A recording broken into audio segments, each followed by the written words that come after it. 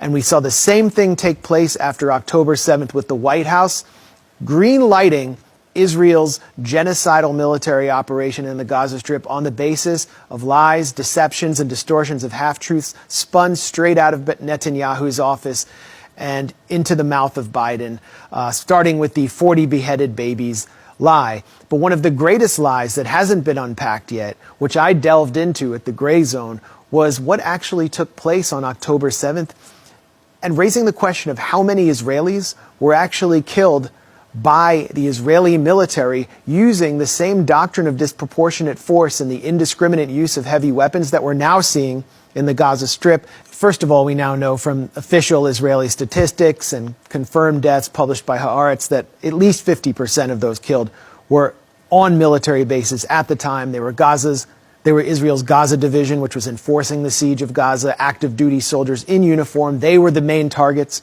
of the Hamas commando division, their elite units. And Western media never showed the video shot by Hamas and Islamic Jihad commandos by GoPro cameras of them killing these soldiers who had been previously killing them in many military operations. They turned to the killing of civilians or Israeli non-combatants in order to create political space for what was to come next, the Israeli operation inside Gaza. Now, it's clear that in the attempt to take captives, Hamas militants did kill civilians. They were shot with Kalashnikovs. Some may have been killed with grenades. Those were the only weapons they carried. But if you look at the images of, for example, the homes in Kibbutz Be'eri, which was one of the main sites of hostage standoffs, these homes look like many of the homes in the Gaza Strip, which I've personally seen covering the 2014 assault on Gaza. Totally destroyed, cooked. Entire families were actually found in these homes, Israeli families, under rubble, as Palestinian families are now being found in Gaza.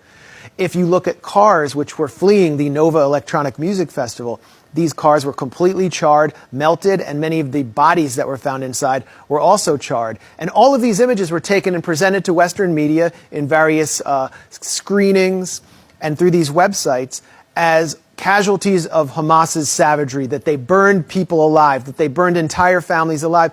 And what's absolutely clear and confirmed is that the Israeli military shelled these homes in Kibbutz Be'eri with tanks under orders from the top to, as one kibbutz security coordinator named Tuval Eskapa put it, to shell the homes on top of their occupants, even if they were Israeli.